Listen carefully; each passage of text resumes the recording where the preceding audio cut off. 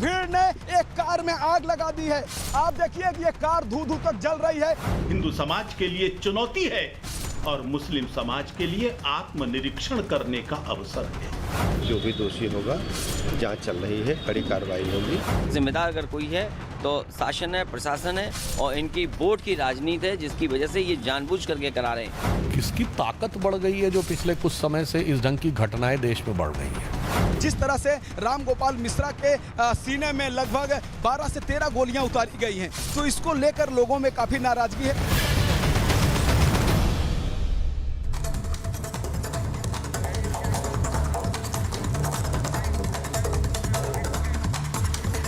नमस्कार, आपके साथ मैं हूं सुजाता कुकरेती। आप देख रहे हैं अपना फेवरेट शो महाभारत। और महाभारत में बात यूपी के बहराइच में जो हो रहा है उसकी, उस पर पूरे देश की नजर है। आज हिंदू त्योहार पर पत्थर की खबरें पहले आती थी, लेकिन अब त्योहार मनाते हिंदू को अपने त्योहार के दिन ही गोलियों से छलनी करने की भी खबर आई। 20 साल के राम गोपाल मिश्रा को 12 से 14 गोलियां मार दी गई, उसकी छाती छलनी कर दी गई, क्योंकि वो दुर्गा विसर्जन के लिए निकला था, अपना त्योहार मनाने के लिए निकला था। विसर्जन पर पत्थर बरसाए गए, विवाद इतना बढ़ गया कि राम गोपाल को गोलियों से भून डाला। सवाल ये कि हिंदू त्योहार पर ही यह हंगामा क्यों, और हंगामा इतना कि गोलियां चला दी जाए, जान ले ली जाए किसी की। योगी आदित्यनाथ गुस्से में अपने टॉप अधिकारियों को उन्होंने बहराइच भेजा है, लेकिन सवाल आज महाभारत में यही पूछ रहे हैं कि क्या ऐसी कार्रवाई होगी जो बड़ा उदाहरण बने। मैं सबसे पहले वो तस्वीरें दिखाना चाहती हूं जिसने इस बड़ी डिबेट को आज जन्म दिया है। आज सवाल पूछे जा रहे हैं, गोलियों से छलनी कर दिया गया त्योहार मनाने के लिए। बहराइच में मूर्ति विसर्जन के समय पत्थर बरसाए गए तो ये भीड़ भागने लगी है। देखिए, ये भीड़ जो भाग रही है इसीलिए भाग रही है क्योंकि छतों से इन पर पत्थर बरसाए जा रहे थे। विसर्जन के दौरान कैसा बवाल मचा, उसकी ये तस्वीर आप देख रहे हैं। उसके बाद अगली तस्वीर देखिए, बहराइच में ही पथराव के बाद प्रदर्शन करने लगे लोग, क्योंकि उन्होंने पूछा कि हमारे दुर्गा विसर्जन में हंगामा क्यों हो रहा है। पुलिस से भी भिड़ गए, पुलिस से भी सवाल पूछ रहे थे। ये हंगामा हो रहा था। इस सब के बीच राम गोपाल मिश्रा पर गोलियां चलाई गई, 12 से 14 गोलियां, जिससे उसकी जान चली गई। और फिर आज बहराइच में जो हुआ है, उसकी तस्वीरें आपको दिखाते हैं, हंगामे की तस्वीरें, जहां पर लोग सड़कों पर उतर आए और इसीलिए आज बहराइच में भारी पुलिस बल तैनात हुआ। ये जो आप तस्वीर देख रहे हैं, पूरे बहराइच को एक तरह से कॉर्डन ऑफ कर दिया गया। सारे अधिकारी वहां पहुंचे फुलकाटिए से, और वो अधिकारी जो बहराइच में पहुंचे हुए थे, जहां पर डीएम भी पहुंची, वो भी फ्लैग मार्च कर रही थी। वहां के बड़े अधिकारी फ्लैग मार्च कर रहे थे। और योगी आदित्यनाथ ने अपने सबसे बड़े अधिकारी, अपने टॉप कॉप को भेजा है, जिनको आप देख रहे हैं, अमिताभ यश, एसटीएफ चीफ है, ADG law and order. Amitabh Yash को योगी आदित्यनाथ ने बहराइच भेजा और वो पिस्टल लेकर सड़कों पर भीड़ को खदेड़ते हुए नजर आए। ये तस्वीर आप अमिताभ यश की देख रहे हैं। ये तस्वीर इसलिए जरूरी थी क्योंकि ना तो पत्थरबाजी और गोलीबाजी बर्दाश्त होगी और ना ही उपद्रव सड़कों पर बर्दाश्त होगा। योगी आदित्यनाथ के टॉप अधिकारी वहां सड़कों पर इस पूरे मामले पर सुलझाने के लिए पहुंचे, लेकिन इस पर राजनीति भी हो रही है और कहा यह जा रहा है कि बीजेपी जानबूझकर यह हंगामा करवा रही है, क्योंकि अखिलेश यादव ने यही कहा। यह रिपोर्ट पहले देखिए, फिर महाभारत।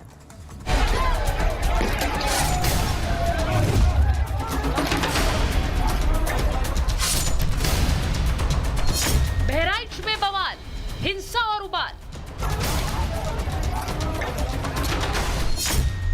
सड़क पर उतरे योगी के टॉप कॉप। दंगा गैंग को योगी का अल्टीमेटम। तस्वीरें मूर्ति विसर्जन के दौरान भयंकर बवाल किए। देखिए कैसे आगजनी हुई, तोड़फोड़ की ये तस्वीरें भयंकर तांडव की गवाही दे रही हैं। ऐसा तांडव जिससे पुलिस के बड़े बड़े अधिकारी भी मानो हिल गए। और ये सब हुआ मूर्ति विसर्जन के दौरान। एक समुदाय विशेष के घर के सामने से गुजरी दुर्गा पूजा विसर्जन जुलूस के दौरान पथराव। अज्ञात लोगों ने पथराव के साथ साथ फायरिंग भी की। इसमें 2 लोग गंभीर रूप से घायल हो गए। दोनों को आनन फानन में अस्पताल जहां एक युवक की मौत हो गई। मौत की खबर मिलते ही पूरे इलाके में कोहराम मच गया, जो तस्वीरों में साफ साफ दिख रहा है। गुस्साए लोगों ने तोड़फोड़ शुरू कर दी, वाहनों और घरों में आगजनी होने लगी। मामला मेहसी तहसील के हरदी क्षेत्र के गांव का है। देखिए, ये देखिए पथराव लाठीचार्ज, ये देखिए पथराव लाठीचार्ज, ये देखिए पुलिस और लोगों में संघर्ष। यहीं रहो दीपक, आगे मत जाओ, यहीं से दिखाओ, यहीं से। ये देखिए, ये देखिए, ये देखिए। यही नहीं, प्रदर्शन कर रहे लोगों ने सड़क किनारे मौजूद अस्पताल और शोरूम में भी आगजनी की, गाड़ियों और बाइक्स को आग के हवाले कर दिया, कई गाड़ियों में तोड़फोड़ की। घटना के बाद पूरे इलाके को छावनी में तब्दील कर दिया गया। हाँ, जहाँ पे भी डिस्टर्बेंस हुआ है वहाँ पे हमारे जो भी पुलिस ने रिस्पॉन्ड किया है, सभी जगह पे पुलिस द्वारा विस्तृत वीडियो रिकॉर्डिंग कराई गई है और जो उपद्रवी हैं उनकी पहचान कराई जा रही है और विसर्जन समाप्त होने के तत्काल बाद उनकी गिरफ्तारी भी आरंभ हो जाएगी। हिंसा ने उग्र प्रदर्शन का रूप लिया तो योगी सरकार भी एक्शन में आ गई। सीएम ने सोशल मीडिया प्लेटफॉर्म एक्स पर लिखा, बहराइच के मेहसी में माहौल बिगाड़ने वालों को बख्शा नहीं जाएगा, सभी को सुरक्षा की गारंटी, लेकिन उपद्रवियों और जिनकी लापरवाही से घटना घटी ऐसे लोगों को चिन्हित कर कठोरतम कार्रवाई के निर्देश दिए गए। योगी के निर्देश पर उनके बड़े अधिकारी खुद मैदान में उतर गए। ADG law and order Amitabh Yash ने खुद मोर्चा संभाला और उपद्रवियों को खदेड़ते नजर आए।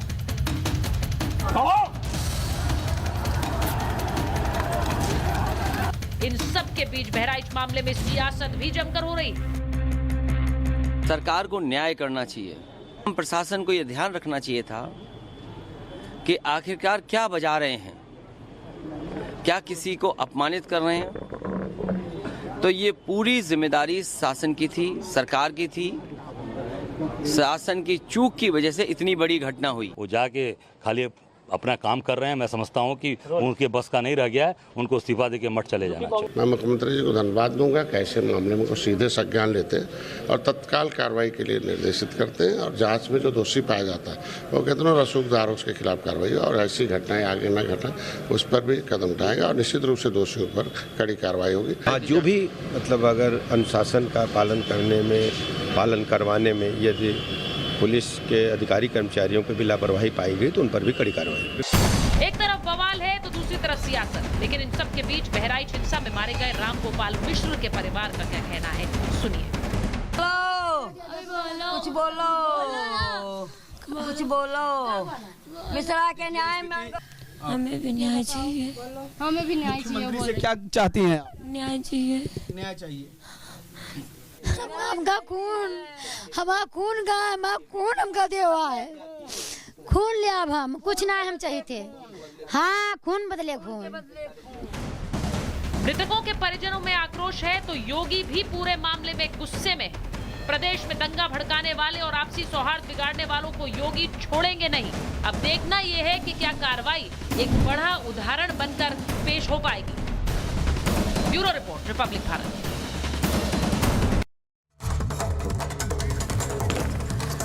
मेरे साथ जो मेहमान हैं आज महाभारत में, बीजेपी के राष्ट्रीय प्रवक्ता के शर्मा जी हमारे साथ जुड़ रहे हैं। हमारे साथ डॉक्टर अजीज खान जुड़ रहे हैं, राष्ट्रीय प्रवक्ता Samajwadi party. X DGP UP doctor Vikram Singh हमारे साथ जुड़ रहे हैं, उनको आप देख सकते हैं। हमारे साथ जुड़ रहे हैं आचार्य विक्रमादित्य, हिंदू धर्मगुरु हैं। हमारे साथ वरुण पुरोहित जी हैं, स्टूडियो में आज कांग्रेस के नेता हैं। और मुमताज आलम रिजवी, मुस्लिम स्कॉलर हैं, राजनीतिक विश्लेषक हैं। बहुत बहुत स्वागत है आप सभी का। मैं शुरुआत सबसे पहले उन तस्वीरों के साथ करना चाह रही हूं जो हमारे पास बहराइच से आई, और उन तस्वीरों में आज मुझे लगता है पूरा देश उन तस्वीरों को देख रहा है। मैं सबसे पहले इस पे ना कोई सियासी सवाल लूंगी और ना ही कोई ऐसा सवाल जो भावनाएं आहत करे, लेकिन डीजीपी सर आपसे पूछते हुए सबसे पहले जो कुछ बहराइच में हो रहा है उसके लिए इनिशिएटिव क्या होना चाहिए, इस तरह की तस्वीरें ना आए उसके लिए क्या होना चाहिए, जरूरी क्या है ग्राउंड पर, क्योंकि योगी आदित्यनाथ ने अपने टॉप अधिकारियों को, टॉप कॉप्स को वहां पर भेजा है, लगाया है, जिनकी तस्वीरें भी आ रही हैं। सुचरिता जी, विद्वान पैनलिस्ट को नमस्कार। ये एक तपस्या है। इस तरीके के जो इंतजाम होते हैं, प्रत्येक थाने में 6 रजिस्टर होते हैं, त्योहार रजिस्टर, गुंडा रजिस्टर, सांप्रदायिक सूचना रजिस्टर और त्योहार रजिस्टर और विलेज क्राइम नोटबुक। इसमें सबका लेखा जोखा गुंडे, मवालियों, अपराधियों और जिस जुलूस और जिस मार्ग से जुलूस जाते हैं उसको चिन्हित करके वहां पर रिहर्सल होता है।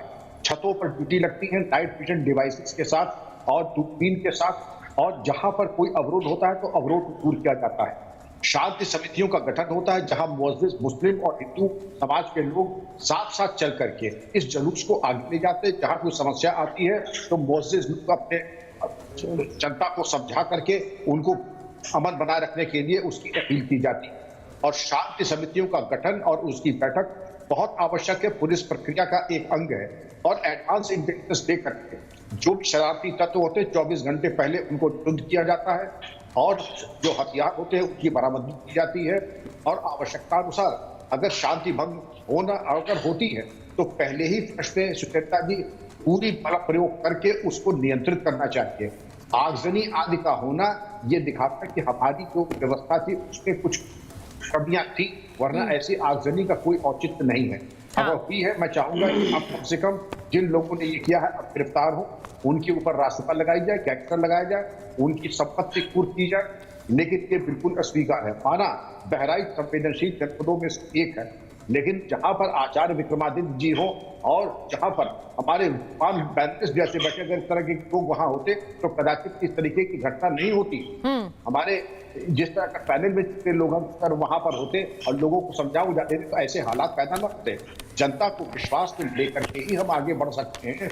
और अगर जनता ही को विश्वास में नहीं लेंगे और अपनी ड्यूटी तरीके से नहीं लगाएंगे तो जनता जी मैं समझता हूँ कि हमारी इसमें आरोप प्रत्यारोप का कोई दौर नहीं है। सबको मिल करके पहले शांति बहाल करनी है। सर, आरोप प्रत्यारोप का दौर नहीं है, बिल्कुल आप सही कह रहे हैं। पहले शांति बनाए रखने का समय है, लेकिन वहां पर लोग इस जिद पर अड़े हुए हैं। और के शर्मा जी आपके पास आते हुए, वहां पर लोग जिद पर अड़े हुए हैं और लगातार के जब तक वही जो राम गोपाल मिश्रा के साथ हुआ वही वाला हश्र उनका हो जिन लोगों ने राम गोपाल मिश्रा को गोली मारी। अब ये हंगामा इसलिए इतना बढ़ गया है क्योंकि एक भक्त जो शायद विसर्जन के लिए निकल रहा था उस पर पहले पत्थर और उसके बाद वहां पर गोलियों से भून डाला गया। सवाल यह है कि कानून व्यवस्था को लेकर अखिलेश जी की पार्टी आप लोगों पर सवाल उठा रही है। देखिए, विपक्ष का तो काम है आरोप लगाना। आरोप लगाएंगे, समाजवादियों को क्या है, 4 जून के बाद थोड़ी सी इनके लोगों में जो तत्व है, इनके असामाजिक तत्व जिनके लिए जाने जाते ही समाजवादी पार्टी गुंडों और माफियाओं की पार्टी है ये, तो उनके कुछ तत्वों की मनमानीपन बढ़े हैं। इसके पहले आप देखेंगे तो उत्तर प्रदेश में जो है इस तरह की घटनाक्रम नहीं हो रही थी, बहुत नाम मात्र की थी। लेकिन एक बार इको हो रहा है, थोड़ा ठीक करा दीजिएगा। तो ये इन लोगों के मन बढ़े हैं और इसलिए बढ़े हैं क्योंकि आप देखिए अपराधियों, समाजवादी पार्टी की प्रवृत्ति क्या रह गई है। अब जो अपराध वहाँ हो रहे हैं उसके बचाव में सीधे सीधे समाजवादी खड़े होते हैं। अभी 2 घटना वहाँ बलात्कार के हुए तो वहाँ समाजवादी खड़े हो गए, साहब इनका जाति देखिए, इनका धर्म देखिए, इनका डीएनए टेस्ट कराइए। वो लड़की रात को चली गई उनके यहाँ। जी के शर्मा जी के यहाँ पे शायद कोई फोन की घंटी बज रही है। मैं के शर्मा जी आपके पास वापस आ रही हूँ अगर आप मेरी आवाज सुन पा रहे हैं। लेकिन अजीज खान साहब, हेलो डॉक्टर खान, आपके नेता सीधे सीधे उस व्यक्ति को नहीं देख रहे हैं जिसे 20 साल का मैं अभी लड़का कहूं, क्योंकि इतनी कम उम्र में उसको गोलियों से भून डाला, 12 से 14 गोलियां उसे मार दी गई। विवाद जो भी रहा हो, क्या उस पर गोलियां चला दी जाएंगी? क्या उसे इस तरह से गोलियों से छलनी कर दिया जाएगा? और उस पर आपके नेता कह रहे हैं कि बीजेपी करा रही है ये घटना, जानबूझकर घटना करा रही है। ये समय है क्या सर इस तरह के बयानों का? देखिए सुचेता जी, 2-3 बड़ी इंपॉर्टेंट बातें हैं। क्योंकि जिस तरह कल से आज तक, कल दंगा भड़का, आज भी दंगा लगातार अभी रुका नहीं, और जिस तरह वहां पर हत्या हुई, जिस तरीके से आगजनी हुई और तमाम बड़ी घटनाएं हुई हैं, यकीनन ये बहुत ही चिंता का विषय और इसकी जितनी निंदा की जाए वो कम है। ये बिल्कुल जो घटना हुआ, ये घटना निहायत ही दर्दनाक है और शर्मनाक है। इसकी कोई इसका कोई तरफदारी नहीं कर सकता। हमारे नेता ने जो सवाल उठाया वो बहुत अहम है। आप इस बात को समझिए कि जब वहां पर जुलूस निकाला जा रहा था उसके पहले आखिर पुलिस ने उसका रोड मैप तैयार क्यों नहीं किया? और किसी भी धर्म का अगर जुलूस निकाला जा रहा है, चाहे वो हिंदू मजहब का हो चाहे मुस्लिम मजहब का हो, तो हमेशा उसे सेंसिटिव मानना चाहिए। पुलिस अधिकारी को हमेशा सतर्क रहना चाहिए।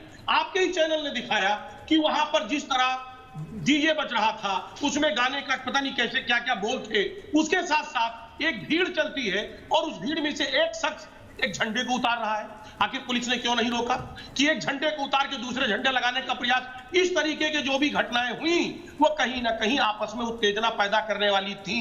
ऐसी स्थिति में अगर ये हालात पैदा हुए हैं तो कौन जिम्मेदार है? इसके लिए सरकार नहीं जिम्मेदार है तो कौन जिम्मेदार है? सरकार को इस पे बहुत सतर्क रहना चाहिए, प्रशासन को बहुत सतर्क रहना चाहिए। इंटेलिजेंस क्यों नहीं सतर्क रही? आखिर इस तरीके की घटना अगर होती है तो क्या विपक्ष जिम्मेदार है? आप विपक्ष में दुनिया भर का ताना मारते हैं, विपक्ष सवाल नहीं खड़ा करेगा तो क्या करेगा? जिस तरीके से बहराइच जला है, बहराइच के लोगों का नुकसान हुआ है, चाहे वो हिंदू भाई हो चाहे मुसलमान भाई हो, कौन जिम्मेदार होगा इसके लिए? ये तो पल्ला झाड़ के अलग हो गए। के शर्मा जी इस पर जल्दी से रिस्पॉन्ड करिए क्योंकि फिर मैं स्टूडियो में आऊंगी। लेकिन वो कह रहे हैं कि अगर वहां पर लॉ एंड ऑर्डर की दिक्कत है तो वो आपकी समस्या है, आपको देखना चाहिए इंफॉर्मेशन किस तरह से दी जाती है, वहां पर आपकी लोकल यूनिट्स होती हैं, वो क्या काम कर रही है, वो सवाल पूछ रहे हैं, जवाब दे दीजिए जल्दी से। नहीं, बिल्कुल उस पर वहाँ के अधिकारियों पे भी कार्रवाई हुई है और आगे भी कार्रवाई होगी सुचेता जी। लेकिन मैं अजीज खान साहब ने जिस ढंग से घटना का चित्रण किया, इनका मुस्लिम चैंपियनशिप समझ में आ गया, तुष्टीकरण। इन्होंने क्या बोला है? इन्होंने कहा कि वहाँ डीजे में कैसे कैसे गाने बज रहे थे, फिर झंडा उतारने चले गए और बाकी तो हाथ जोड़ के खड़े थे ना। है पत्थर किसने चलाया अजीज खान साहब? डीजे की थोड़ी आवाज बढ़ गई तो पत्थर वहां एकाएक अरेंज हो गए। किसके घरों में पत्थर थे, किसके घर में बोतलें थी, किसके घर में जो है चाकू और तलवार निकले, कहां से जो गंदू गोलियां मार दी गई? क्योंकि आपको मुस्लिम तुष्टीकरण की बात करनी है ना, आपको धर्म चाहिए, जाति चाहिए, यही आपका राजनीति रह गया है ना। इसलिए आप ये नहीं कह रहे हैं कि एक वर्ग विशेष जो है उसका मन आपने इस समय ऐसा बढ़ा के रखा है क्योंकि उन्हें पता है कि उनके पीछे आप जैसी गुंडों और बवालियों की पार्टी है जो इस तरह की हरकतों को अंजाम देती रही पिछले 5 वर्षों में। और उसका जो है देखिए अब हो क्या रहा है कि जब इस तरह का त्योहार होगा, कोई जुलूस निकलेगा तो उस वजह से, इन तस्वीरों की वजह से मन में डर बैठ जाता है और वो नहीं होना चाहिए। कोई अपना त्योहार मनाए, वो मन में डर लेकर जाएगा कि यहाँ पर कहीं पत्थर ना चल जाए, कहीं कोई विवाद ना खड़ा हो जाए, कोई जुलूस ना आ जाए जो आमने सामने से टकराव हो जाए। पत्थर चलाने वाले नहीं दिख रहे हैं। ये बहुत दुखद है। मैं एक बार जरा बता रही हूँ कि एक बड़ी खबर आई है और वरुण जी से सुनिएगा क्योंकि ये सीधे सीधे गिरिराज सिंह जी आपके नेता पर सवाल उठा रहे हैं, उस पर जवाब आपको देना होगा। बहराइच हिंसा पर गिरिराज सिंह का बयान आया है। वो कह रहे हैं हिंदुओं के त्योहारों पर पत्थरबाजी आखिर कब तक और क्यों? क्या इसी दिन के लिए देश का बंटवारा हुआ था? राहुल गांधी की जुबान क्यों नहीं खुल रही है?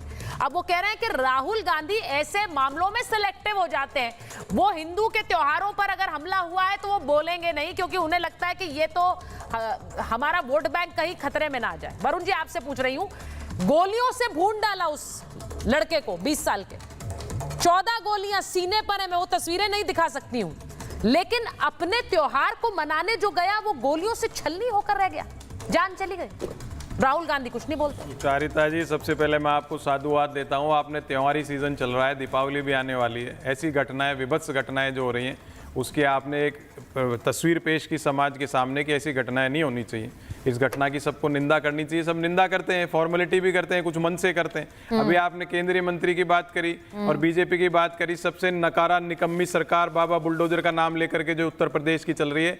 एक ब्राह्मण बच्चे की हत्या हो जाती है तो इसका जिम्मेदार कौन है? 7 साल से मुख्यमंत्री कौन, प्रशासन कौन, इंटेलिजेंस किसकी है? बाबा बुलडोजर की आप इतना हवाई बनाया, अब थाली कटोरे बजा रहे थे, बुलडोजर क्या हुआ उसका? प्रशासन में कोई डर नहीं है। मैं कितनी बार अपनी डिबेट हो गई, एक उत्तर प्रदेश के अंदर हर जिले में कहीं ना कहीं बच्चों के साथ बलात्कार, कहीं ना कहीं क्राइम, और कभी डकैती हो रही है, कभी क्या हो रही है, साहब हम एनकाउंटर कर देंगे, हम बुलडोजर। अरे भाई 7 साल से आप कर क्या रहे हो? प्रशासन पूर्ण रूप से फेल है, नकारा निकम्मी सरकार है, इसलिए हार रही है। अभी आप देखो बीजेपी क्या कर रही है, समाजवादी पार्टी ऐसी, कांग्रेस ऐसी। गिरिराज प्रसाद सिंह केंद्रीय मंत्री, उनकी क्या जिम्मेदारी है? मीट एम्बेसडर बनते रहेंगे देश भर में, सब जगह मीट एम्बेसडर बन रहे थे। राहुल गांधी जवाब दे, सरकार आपकी, राहुल गांधी जवाब देगा केंद्र सरकार या राज्य सरकार के फेलियर की? हर बात में कर रहे हैं, जनता इसको देख रही है। और ब्रह्म हत्या प्रदेश उत्तर प्रदेश बन चुका हूं, मैं कितनी बार कह चुका हूं। बाबा बुलडोजर बीजेपी के लिए यहाँ भी राजनीति बोलने लगे, ये बीच में बोलने लगे, ये दूसरे बाबा आ गए। ये बाबा बुलडोजर की जो राजनीति है ये समाप्त कर दिया देश को इन लोगों ने। सुनिए जरा, हिंदू नहीं बोला गया, सवाल आप बोलो, मैं क्यों बोलूंगा हिंदू मुसलमान? मैं क्यों बोलूंगा हिंदू मुसलमान? आप बोलो हिंदू मुसलमान, मैं नहीं बोल सकता। हिंदू मरा है ना, हिंदुस्तान में ब्राह्मण मरा है, विभाजनकारी जाति की बात करते हो, मैं क्यों नहीं करूंगा? एक मिनट, मैं इस चीज को जरा कॉन्टेक्स्ट में लाना चाहती हूँ। वरुण जी, आप ये कह रहे हैं हिंदू नहीं ब्राह्मण मरा है, मैंने ये नहीं कहा, ये कर रहे हैं हिंदू मुसलमान। नहीं, इस तरह की बातें करना अच्छा लगता है। मेरे लिए तो एक जान गई है एक 20 साल के लड़के की, और वो जिन परिस्थितियों में गई है वो परिस्थितियां नहीं होनी चाहिए। इसीलिए के शर्मा जी से भी सवाल है, इसीलिए अजीज खान से भी सवाल है कि भाई यहाँ पर जब ऐसी घटनाएं होती हैं तो आप सवाल क्यों उठाते हैं? आप ये सवाल उठा रहे हैं कि ये कराया जा रहा है जानबूझकर। अब आचार्य जी बोल रहे हैं, आचार्य जी कह रहे हैं कि एक हिंदू की जान गई इसलिए आप लोग नहीं बोलते हैं। अपना सवाल पूछे। नहीं बोल रहे भाई साहब, नहीं बोल रहे, बिल्कुल नहीं बोल रहे। आज यहाँ पर भी वास्तविक तौर पर जो उपस्थिति कर दी है इन्होंने, ब्राह्मण की बात ला दी। अरे भाई हिंदू मरा है ना, ये हमारे देश के अंदर क्या सनातनी मरा है, सनातनी मरा है, जो धर्म के साथ में बात करने की बात कर रहा था वो मरा है। मुझे बताइए, अगर आपको वास्तविक तौर पर पता हो ना, मैं टीवी में बताना नहीं चाह रहा था कि किस प्रकार की स्थिति गई है। 16 गोली मारी गई है, निकाल कर खींच के मारा गया है, 16 गोलियां खींच के मारी गई है, और उसके बाद उसके नाखून तक खींचे गए, नाखून तक खींचे गए, जो वास्तविक तौर पर नाखून तक खींचे गए, नाखून तक खींचे गए। ये बात मालूम चलना चाहिए, ये विभाजनकारी का खेल यहाँ चल रहा है। मुझे बताइए, ये केवल एक जगह घटा है क्या?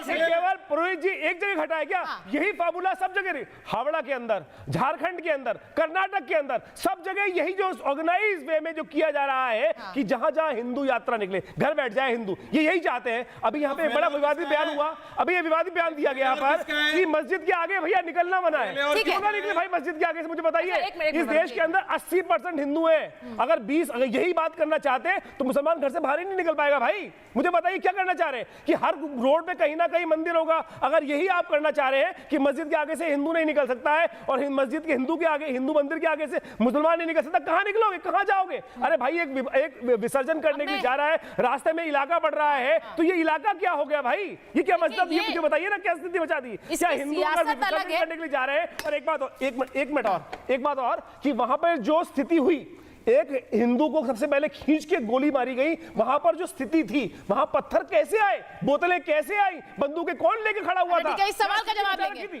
नहीं, ये इस सवाल पर मैं डीजीपी सर के पास भी जाऊंगी, लेकिन पहले मुमताज जी आपके पास आ रही हूं। क्या ये एक तस्वीर बार बार हमने न जाने कितनी चर्चाएं ऐसी तस्वीरों पर कर ली, लेकिन आज सोचिए कि हम इस बात की चर्चा कर रहे हैं कि एक विसर्जन के दौरान एक भक्त जब निकला, वहां विवाद हुआ, जो भी विवाद हुआ, आप गोलियों से भून डालेंगे? आपने पत्थर, वहां पे वो रिपोर्ट्स आ रही है कि कैसे पत्थर वहां पर पहले से इकट्ठा थे, वहां पर क्या एक पहले से प्लानिंग थी, और उसपे से एक व्यक्ति को ऐसे छलनी कर देना, कोई डर नहीं था? एक व्यक्ति को दिन दहाड़े मार देंगे तो वहां पर पुलिस कार्रवाई करेगी, कोई डर नहीं था? देखिए सुचारिता जी, सबसे पहले तो मैं दुखी मन से ये बात कह रहा हूँ कि जिसका बेटा मरा है, जिसका भाई मरा है, और पूरे देश का एक नौजवान मरा है, मैं बहुत दुखी हूँ, बहुत ज़्यादा दुखी हूँ, और ये नहीं होना चाहिए। मैं इसकी कड़ी शब्दों में मजम्मत करता हूँ। और दूसरी चीज़ मैं ये कह रहा हूँ कि जब ऐसे हालात हमने देखे, कई जुलूसों में ऐसा होता है, तो ऐसे में प्रशासन को चाक चौबंद रहना चाहिए। जैसा कि हमारे डीजीपी सर ने जो बातें कही हैं, मैं बिल्कुल मुत्तफिक हूँ कि हर चीज़ उनको पता होती है, एडमिनिस्ट्रेशन में जो होते हैं तो उन्हें हर चीज़ को पता करके, और गोली चल गई, सब कुछ हो गया, तो प्रशासन कहाँ था? क्यों कार्रवाई नहीं होती है वक्त रहते? कई जगह घटनाएं हुई, और मैं बार बार ये सवाल उठा रहा हूँ सुचारिता जी कि कश्मीर में जहाँ पत्थरबाजी होती थी वहाँ तो हमने काबू पा लिया, और ये कामयाबी हमारी मोदी सरकार की है, हम उन्हें मुबारकबाद भी इसके लिए देते हैं। कश्मीर में आपने पत्थर रोक दिया, लेकिन पूरे देश में ये जो पत्थर चलने लगे हैं, इसके लिए कौन जिम्मेदार है? क्यों आखिर पत्थर चलने लगे? आपके मौलाना जिम्मेदार है साहब इसके? क्यों जो है, मैं तो आपसे आपके मौलाना जिम्मेदार है भाई साहब, मैं आपसे बात नहीं कर रहा हूं। मौलाना लोग लगातार जो इस देश में जहर घोल रहे हैं, राजनीतिक दल जो जहर घोल रहे हैं, यति नरसिंह राव वो जिम्मेदार है। मुझे बताइए, अगर आप मौलाना नहीं है कि हिंदू जहां और अगर मौलाना जहर घोल रहा है तो मैं उसकी भी निंदा करता हूं। ये वास्तविक तौर पर कारण है। आप जैसे लोग जहर फैलाएगा उसकी निंदा होनी चाहिए। स्टेज मारपीट, जो जहर फैलाएगा उसकी निंदा होनी चाहिए। स्टेज मारपीट करने लगते, मैं तो ऐसी बात नहीं। अच्छा एक मिनट आचार्य जी, एक सेकंड बात नहीं करूंगा। आचार्य एक मिनट, आप यूपी पर रहिए ना, कश्मीर पे मत जाइए। एक सेकंड कौन स्टेज मारपीट करने? मैं आप, अरे एक second Acharya ji, Mumtaz ji please stick to the topic please. मैं बहराइच की बात कर रही हूँ, मैं यूपी की बात कर रही हूँ। आप अगर जम्मू कश्मीर की बात करेंगे, कश्मीर की पत्थरबाजी की बात करना चाहते हैं, वो वहाँ खत्म हुई है। लेकिन बहुत सी ऐसी जगह है जहाँ पत्थरबाजी अभी भी हो रही है, पर उनका नाम नहीं लेते हैं आप, यूपी का नाम लेते हैं। तो मैं कह रहा हूँ कि सरकार की यहाँ भी रुकेगी, चिंता मत करो, यहाँ भी रुकेगी।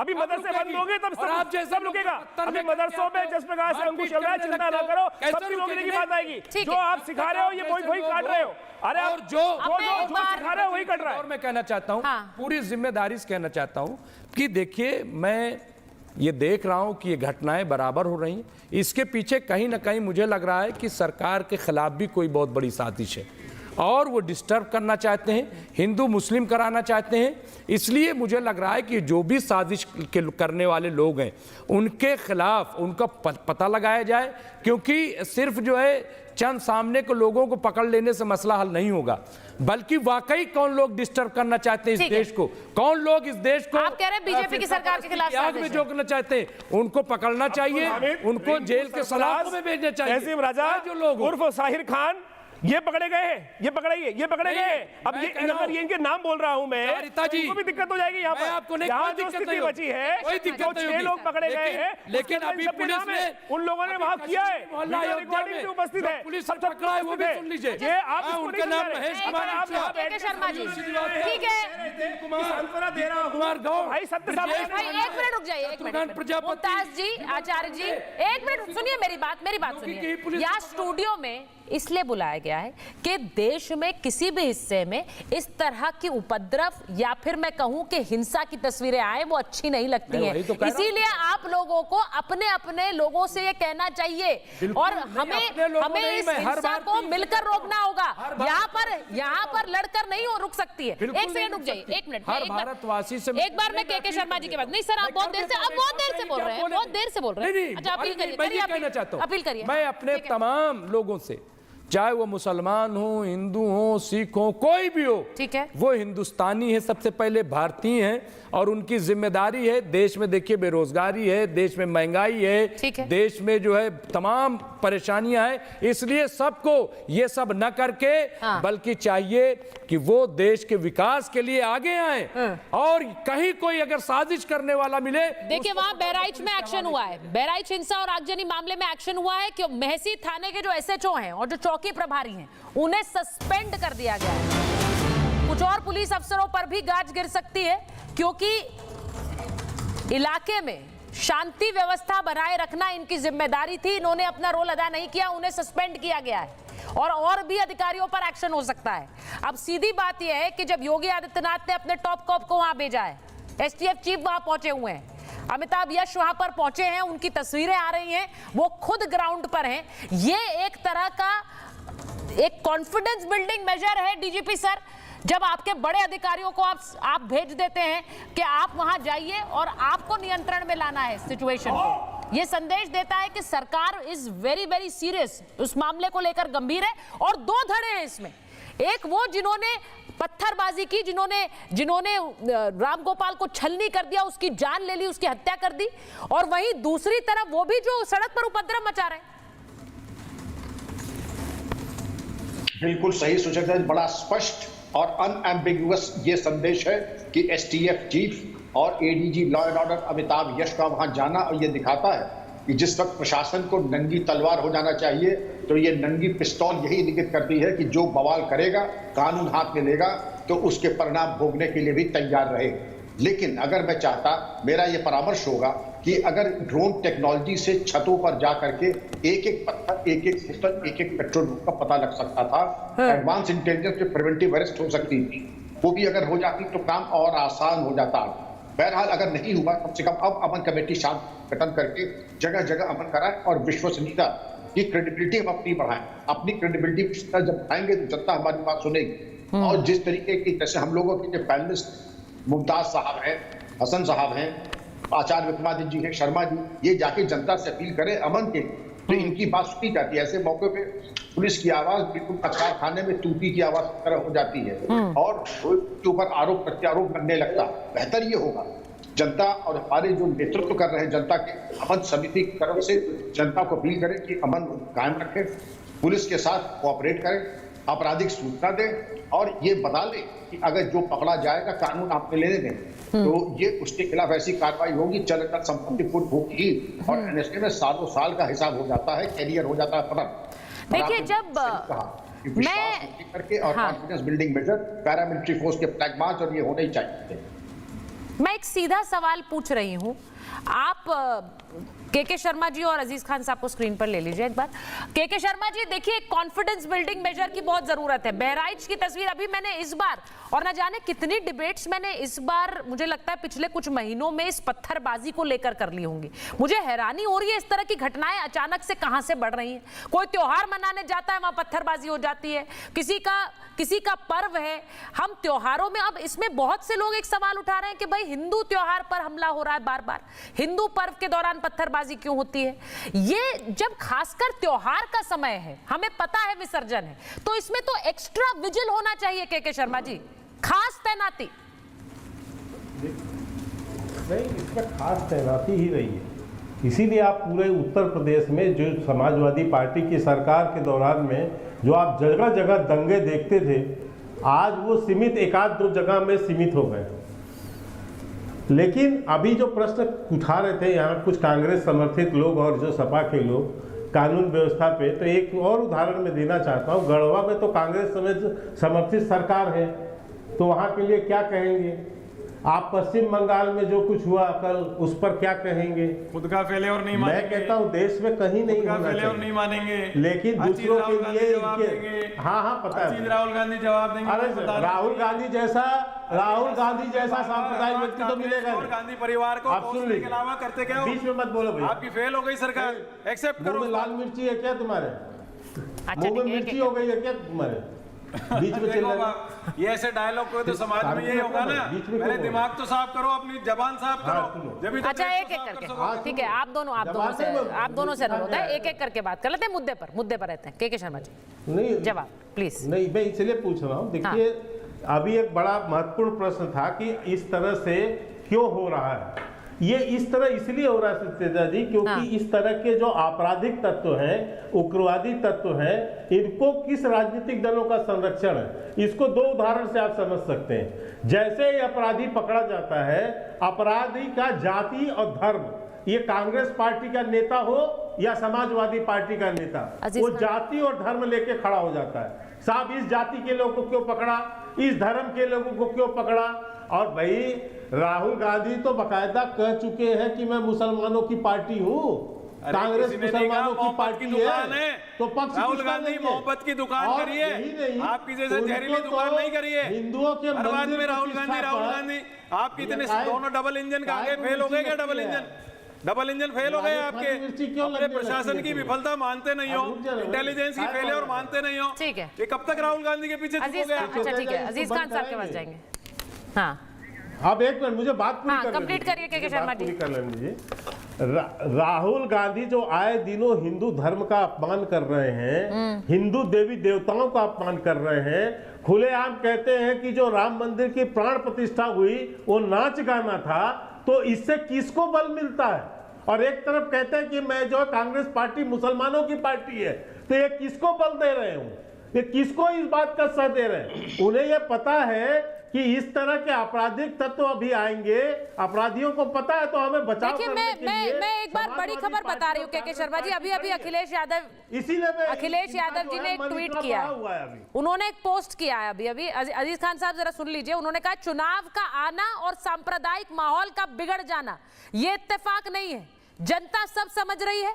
हार के डर से हिंसा का सहारा लेना किसकी पुरानी रणनीति है सब जानते हैं। ये उत्तर प्रदेश चुनाव की दस्तक है।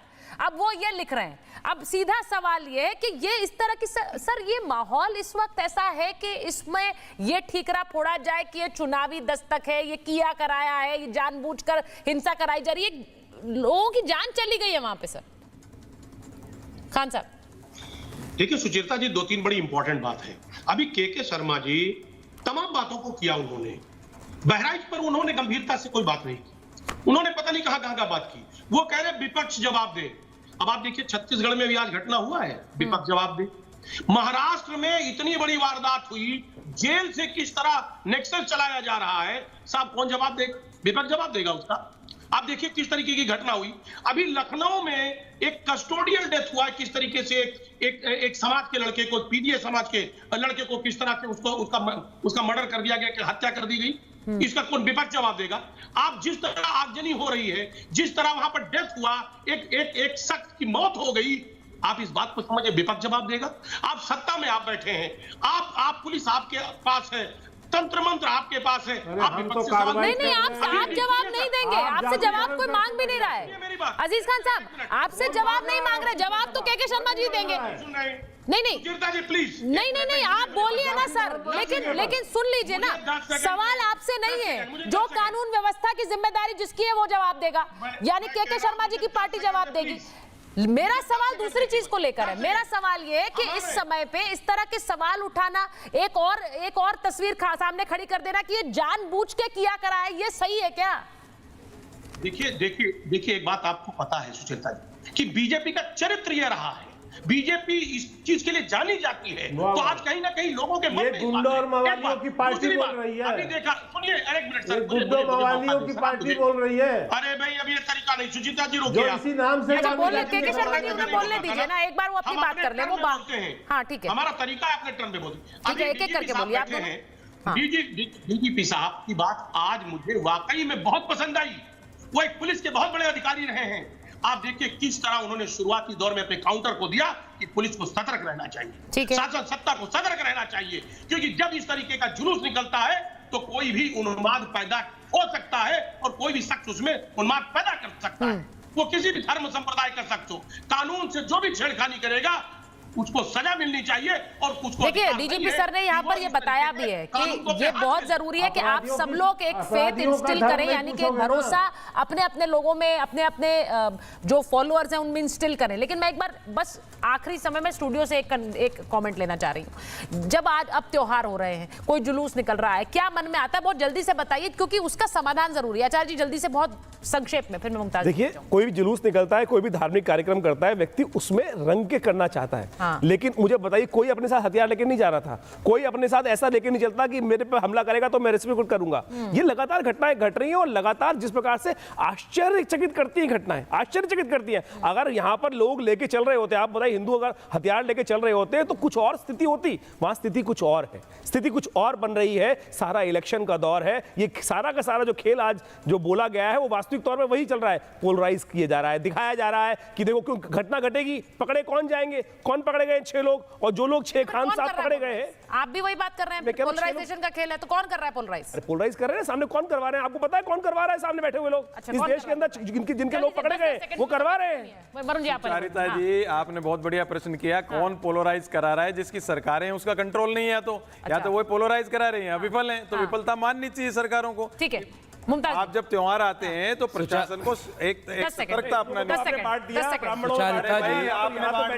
सुचारिता जी हिंदू मुस्लिम बंद होना चाहिए और क्रिमिनल, एक मिनट, जो क्राइम है वो क्राइम है, क्राइम चाहे जो करे। एक मिनट मुझे बोलने नहीं दीजिए सुचारिता जी, मुझे बोलने नहीं दीजिए ना। यहाँ पर हिंदुस्तानी नहीं मरा, सुचारिता जी मुझे बोलने नहीं दीजिए ना, मेरी बात ही नहीं हो पा रही। भारतीय मरा है, ये बात नहीं बोला, चीज गलत है सुचारिता जी, गलत है। आप हमें कहेंगे कि आप बोला गया कि एक भारतीय मरा है, हमारे। ठीक है, एक मिनट में बस समय नहीं है, मैं बस ये कह रही हूँ कि एक भारतीय की मौत हुई है, ये अगर सब लोग समझ लें और आने वाले समय में ऐसा ना हो, इसकी प्रतिज्ञा ले तो बहुत जरूरी है, बहुत जरूरी है। मैं बस समय इतना ही था मुमताज जी, बस समय इतना ही था। बहुत बहुत धन्यवाद आप सबका।